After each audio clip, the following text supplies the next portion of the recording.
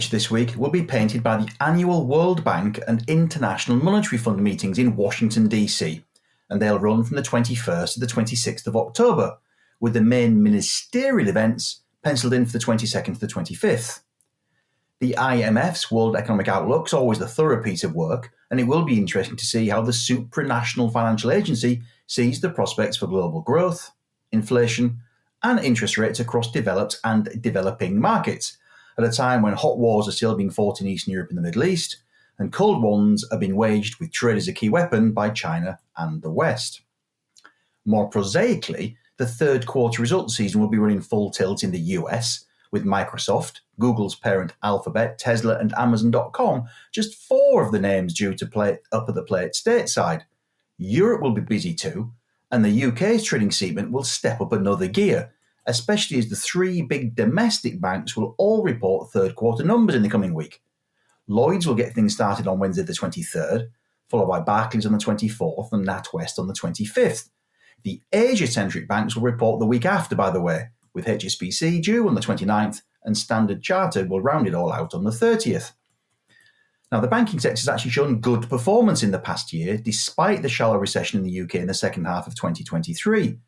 The FTSE 350 Banks Index is up by nearly a fifth over the past 12 months, to leave it ranked 13th out of the 39 industrial sectors that make up the wider benchmark, and that actually puts the FTSE 350 Banks Index at very close to a 5-year high.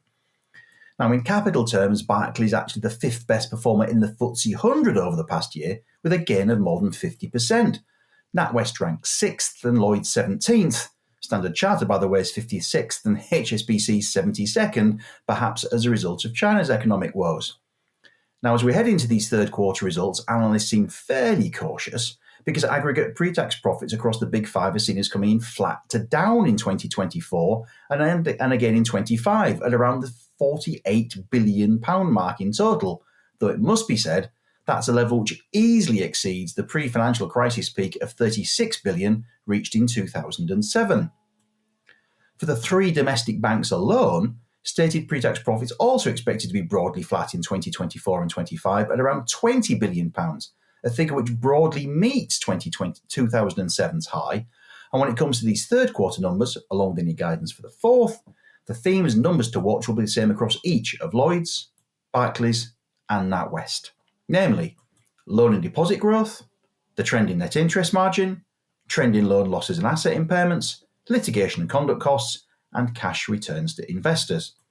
Now, to quickly take those in order, deposit growth finally turned positive across the trio in aggregate in the second quarter after 6 consecutive year-on-year decreases, while loan growth was still pretty modest. Thanks to the combination of competition, interest rate cuts from the Bank of England, and political and public pressure, net interest margins and net interest income look to have peaked. And that's a key reason why analysts think that the banks may struggle to grow earnings substantially from here onwards, at least in the next year or two. The better news is that loan and asset impairments remain modest, and they actually fell year on year in the second quarter to just £282 million across Lloyds, Barclays, and NatWest, where the asset quality ratio, percentage of total loans written down as sour, was just 0.05% at Lloyds and NatWest and just 0.38% at Barclays. Litigation and conduct costs were also minimal in Q2, just £154 million across the trio, which was a relief after the spike at Lloyds in late 2023 in response to the Financial Conduct Authority's investigation into the car finance market, which is yet to conclude. Now, Barclays' much-discussed investment bank will also be scrutinised as an aside, given the historic volatility of its earnings and the current relative dearth of initial public offerings, even though global stock markets are generally pretty perky. By way of a benchmark, the investment banking unit earned £877 million in pre-tax income in the third quarter of 2023. All of those will shape the headline pre-tax profit number, where consensus estimates are as follows. £1.6 billion at Lloyds compared to £1.9 billion a year ago, £2 billion at Barclays against £1.9 billion in the third quarter of 2023, and £1.5 billion at NatWest versus £1.3 billion a year ago. Now, there are unlikely to be any comments on dividends at this stage of the year, but Barclays and Lloyds are running ongoing share buyback schemes, and NatWest has bought back £1.5 billion in stock from the government this year, as the UK has whittled down the taxpayers' stake in the bank to just around 16%. For the full year, Lloyds is forecast to pay just over 3p a share in dividends, and adding that to its declared £2 billion share buyback gives a total cash return for this year of £3.9 billion, or 10.5% of its current stock market capitalisation. Given a forecast full-year dividend of 8.6p a share and the £1.75 billion in already declared share buybacks,